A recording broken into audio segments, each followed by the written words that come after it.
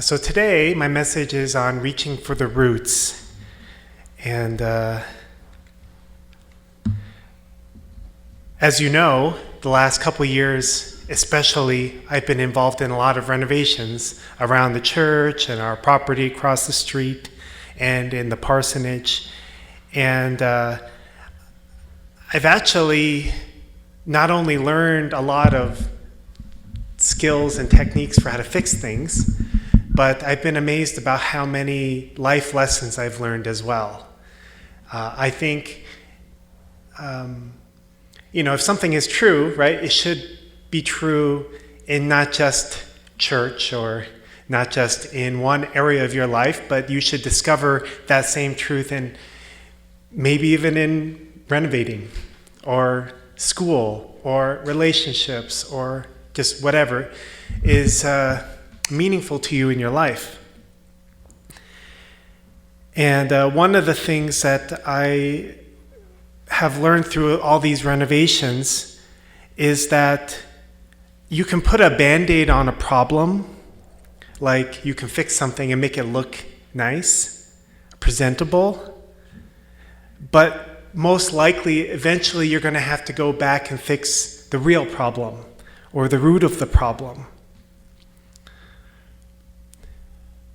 You can make something look nice with a little bit of effort, but many times in order to really resolve an issue, you have to actually do a lot of work.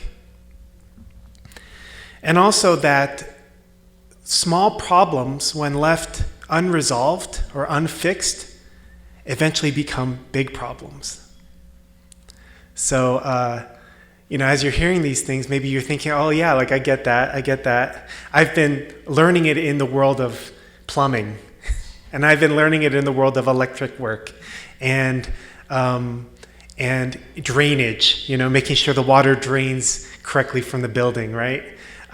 Which is funny, I never thought that I would be learning all this stuff, but I'm finding a lot of inspiration and meaning through it, just in terms of my life, and I feel as a pastor, maybe some lessons that we can all gain from all of this.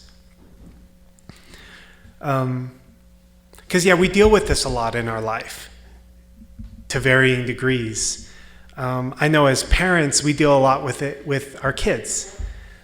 Just yesterday, we were dealing with a situation that was a little bit difficult to deal with our youngest. As you know, I've shared many times, she knows what she wants, and she just gets what, she just goes for it. She doesn't really think so much about, the consequences. So yesterday morning, she's been making these melted down crayon forms for the business fair, and she found Adonia's essential oils, one in particular that was a gift from her mother. And she liked the oil so much, and she came to us and she's like, can I use this oil in my, I don't know what you call it, crayon thing? Oh, she didn't? No, I remember her coming in and asking. Anyway. Basically, in my memory, we said no, don't use that. That was a gift. And then she left. And then when we left our room, we found her using the essential oil.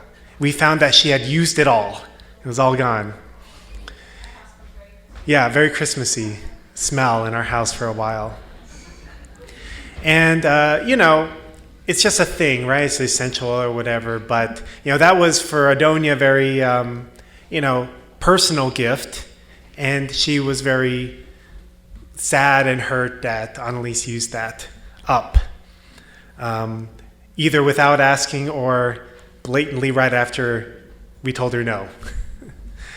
And so we've often had to revisit this issue with, especially with her, of,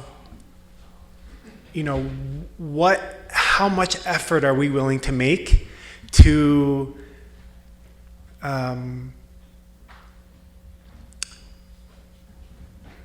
stand by the rules that we make in our family How much effort are we willing to make to enforce rules and expectations of our kids? And with her, it's always a challenge because it's a lot of work. Like if we decide that we were really not happy with something she did, then we also have to follow up and supervise and make sure that she's not getting in trouble in other ways.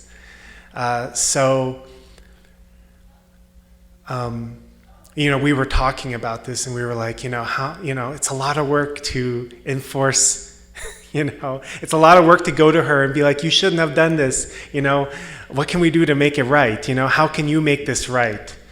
It's easier just to say or do nothing, honestly. Adonia talked to her and said, oh, you shouldn't have done that. That was really hurtful or whatever. But we also feel like it's important that there's some kind of consequence, right? We also found out that Annalise had stolen some of Mia's soda while we were gone the night before, too. So also doesn't sound like a big deal, but I think for Mia, big deal, right? So we Adonia went to Annalise and said, you took something that was important to me, that hurt a lot, and, I think it's fair if you were to give up something that's important to you. And so she didn't want to, but she agreed to let go of her Baby Yoda thing, animatronic doll that we got her at Disney World. And actually, I really struggled with that. I actually didn't want her to have to let that go because that was actually our gift to her when we went to Disney World. And I loved how much she enjoyed that Baby Yoda doll, and it's cute. And actually, Mandalorian kind of brought our whole family together during the pandemic. It was something we all enjoyed together. And, she cried a little bit, and she was like, let me keep the necklace. We were like, no, you got to let go of the whole thing, sorry.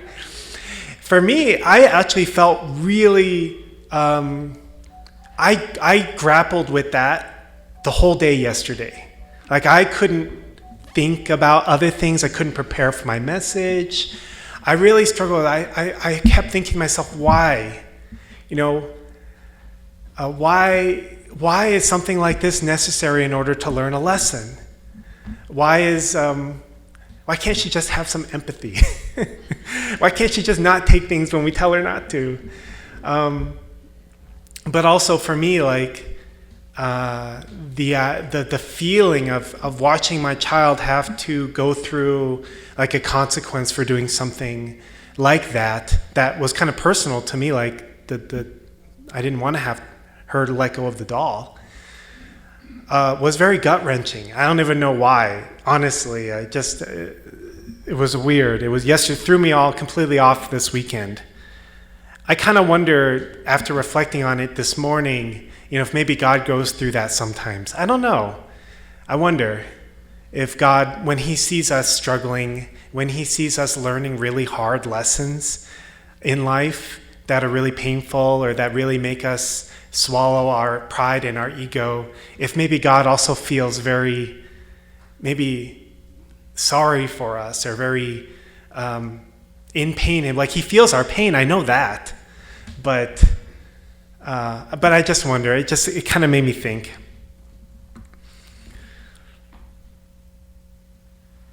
But we felt, maybe it wasn't the right thing to do. Maybe it was. I don't know. It's like. Figure it. We'll see as life progresses and as she grows up. But we felt that was something that was important to do because you can't just take other people's things and use them the way you want to. I've always felt like something I learned early on in my life is that we should treat other people's things actually as more important than our own, especially public things. But just if somebody lends you something, they're entrusting that thing to you, whether it's the house you're living in or a small thing like a pen or a toy or something like that. treating other people's things with respect has always been something that's been very important to me. And I hope to be able to instill that into my children as well. But at the very least, not taking things that aren't yours and then using them even after they told you not to. It's a small thing that practice over the course of a lifetime can potentially be very damaging and hurtful. So similarly, going back to the renovations, I've also found that a small thing left over time, left to perpetuate itself, eventually causes crazy, devastating amounts of damage. A small leak can eventually create a huge problem and a huge amount of effort, time, and energy to fix. One mouse getting into your house can just wreak an enormous amount of damage, especially in areas that it's very hard to get to fix. One downspout that's not draining away from the building correctly could eventually cause that whole section of your building to sink into the ground. One leaking appliance left unchecked can cause a huge problem. So around a year ago when we came back, I think it was right when we came back from Christmas and visiting relatives, we discovered that the dishwasher in our house was leaking. Had been leaking for a while. I knew there was something wrong, but I didn't really know what it was. But eventually part of the floor started to upheave. And it was this little bump in the floor started to become a big bump in the floor.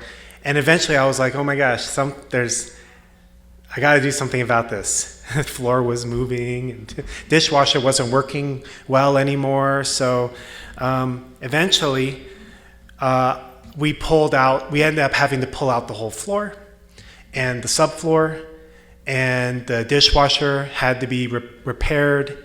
And it was a huge amount of work. I think it took me 2 weeks while we were using the kitchen. So extra frustrating. But that all just happened because of a small leak that over time, we didn't know it was leaking, but over time it just caused a huge problem. It was a nightmare. And it cost a lot of money to fix because we had to replace the subfloor, we had to replace the floor, and we had to fix the dishwasher. It's a reminder that we can't leave issues in our lives unchecked. No matter how tempting it might be to sweep our problems under the rug, put a Band-Aid on it, put a fresh coat of paint and some nice flooring, try to make things look nice, but in reality they might be rotting underneath. Eventually, those small problems become big problems, and they'll manifest through the fruits in our lives and everything we do. We live in a world today where probably it's always been like this to some degree, but it's very easy to cover up our problems. We can make a really nice presentation of ourselves on social media, or use Photoshop, or even if I don't like some part of my body, I can just get surgery and just get it changed.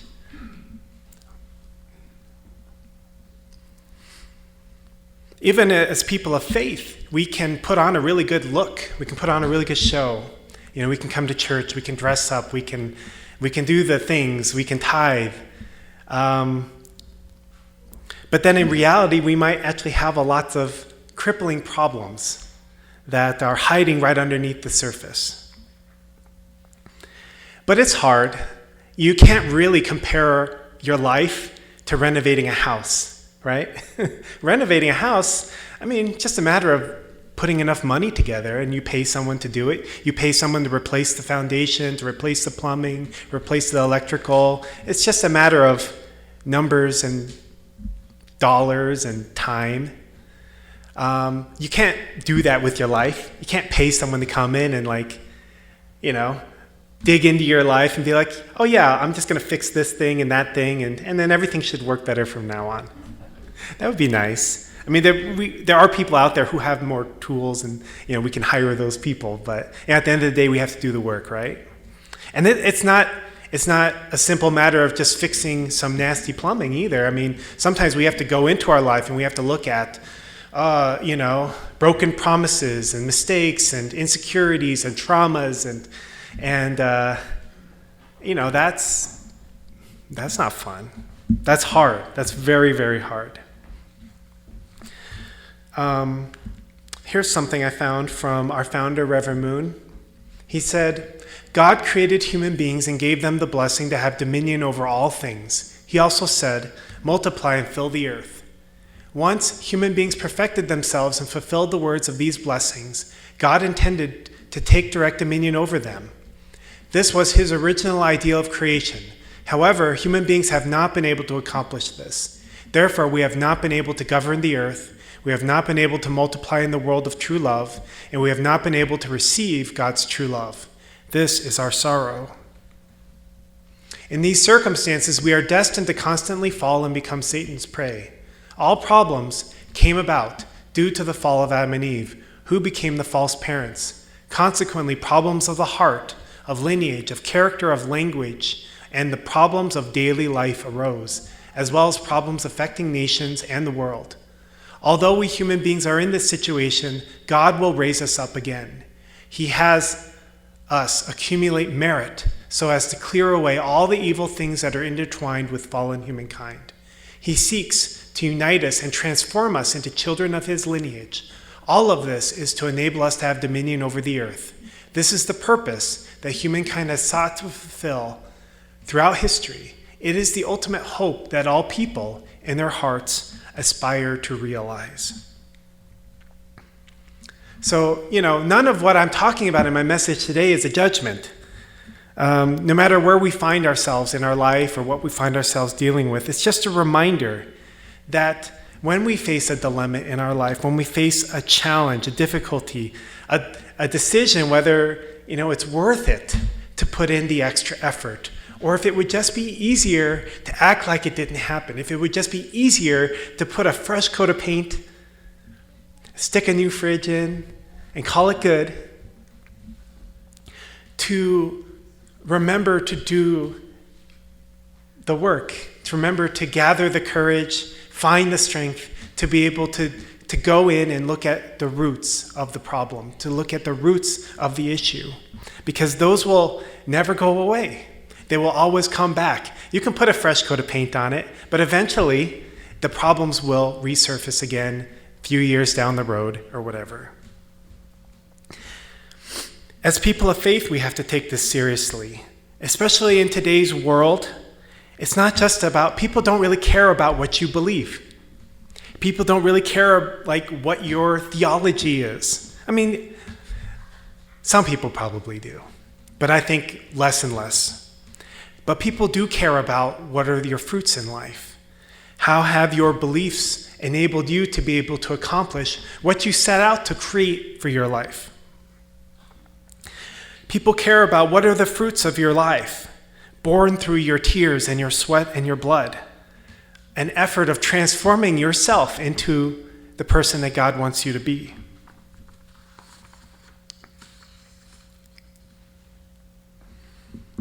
Here's a couple verses from the Bible that talk about this. The mind governed by the flesh is death, but the mind governed by the Spirit is life and peace. Therefore, I urge you, brothers and sisters, in view of God's mercy, to offer your bodies as a living sacrifice, holy and pleasing to God. This is your true and proper worship. So, our way of attending God, our way of worshiping God, our way of loving God is actually, it's an offering of our life. It's an offering of the way we live. Do not conform to the pattern of the world, but be transformed by the renewing of your mind. Then you will be able to test and approve what God's will is, his good and pleasing and perfect will. And lastly, but that isn't what you learned about Christ. Since you have heard about Jesus and have learned the truth that comes from him, throw off your old sinful nature and your former way of life. which is corrupted by lust and deception. Instead, let the Spirit renew your thoughts and attitudes. Put on your new nature, created to be like God, truly righteous and holy.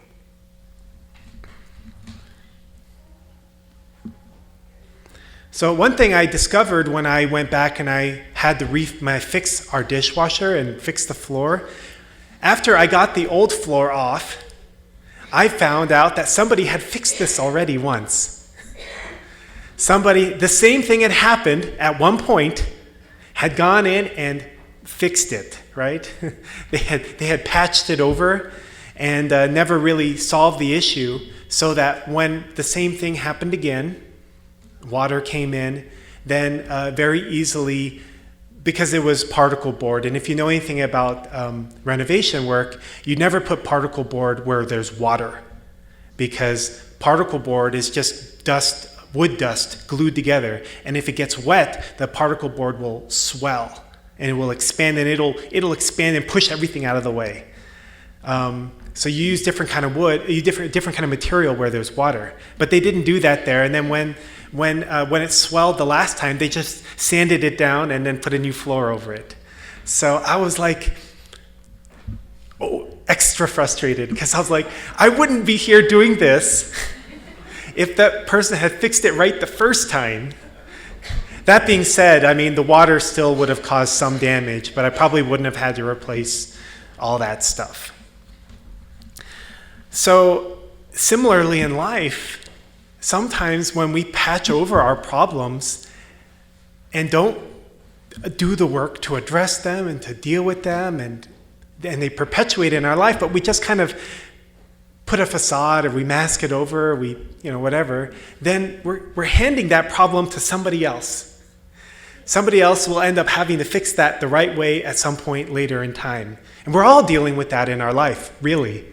The things that we inherited in our upbringing, from our families, our lineage, from society, all the way back to, the fall. We've inherited things that we have to work on, whether we like it or not. Maybe in some time in your life, somebody, gave you something and you were like, I don't really want that. Now I have to go give it away, now I have to fix it. Or, maybe you bought something from somebody and it had a problem and you didn't know it had a problem, like it was just kind of hidden problem. Then you have to go through the effort then you're kind of stuck with it. So similarly, as much as possible in our life, we can't resolve all the challenges that maybe are burdening us and the things that we have to deal with, but we can make effort, we can make progress, and we can hand down something better than what we receive to the people who follow in our shoes, whether it's our kids or whoever's gonna pastor our church someday in the future, or whoever is inheriting the foundation of whatever you're doing in your life. We have an opportunity in our life to be able to make whatever we're offering to others better, more beautiful, fixed. And that's a really beautiful opportunity that we have in life. We can't control the things that we've inherited that we don't like. But God gave us the ability to be co-creators. God gave us the ability to be owners. And so we can take whatever it is that we received and we can put our hearts into it to make it better.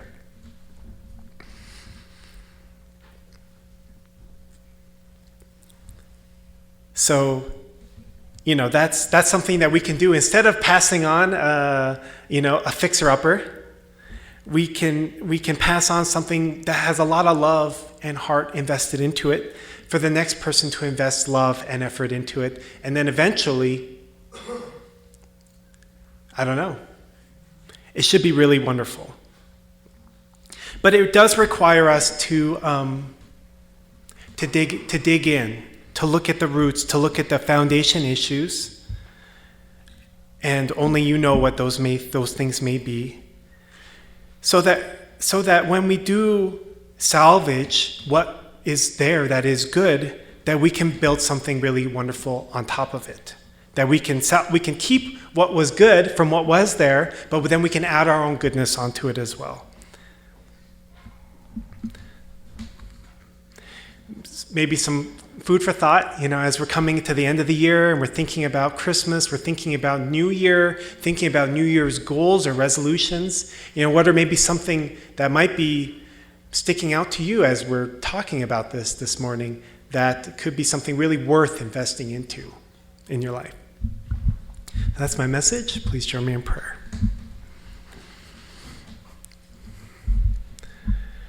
Good morning, our dearest Heavenly Parent. We are grateful to be able to be together and greet you this morning as we have come together as a community to refocus our lives on what is most important to us here this morning. Heavenly Parent, we know that all of human history has just been working towards making something better, restoring your children to their rightful place, to be your rightful children and to create this rightful world that you originally envisioned all that time ago. And we know that we really fall short and we're really far away, Heavenly Parent, but we also know that you see us. You see us where we're at in our life at this moment, and you know that we're trying. You see the effort that we're making, and it must be hard for you many times, Heavenly Parent, to see the challenges that we are dealing with in our life. And sometimes we make a lot of effort and we just don't feel like we're making any progress. But Heavenly Parent, I really pray that as we come to the end of this year and we are preparing for the new year, please help us to have perspective. Please help us to have strength and wisdom to be able to discern, Heavenly Parent, the things within ourselves that we need to change, that we need to transform. Please help us to be able to have the strength to be able to put the effort in. And please help us to have the tenacity to be able to go the long haul, Heavenly Parent, to not give up when things become difficult or when we become inevitably discouraged, so that we can eventually see the light at the end of the tunnel, Heavenly Parent, be able to see the fruits of our life's effort and how they have made a difference in this world and in our families, in our lives, and for you. Because you are a parent and you care deeply about even the small steps of progress that we make in our life, Heavenly Parent. And as a community, I hope that we, Heavenly Parent, can also embrace a transformation, that we can dig into our own roots to find the things that need to be changed, to find the things that need to be looked at, Heavenly Parent. Not that we do not shy away from these things just because they might be difficult or they might be ugly. And I thank you, first and foremost, and finally, for allowing us to have the opportunity to change, giving us the wisdom and the perspective and the fact that we can be alive today, Heavenly Parent, that we have an opportunity to change. I thank you, and I offer this prayer in our name's blessed and for families. Amen and adieu. Thank you.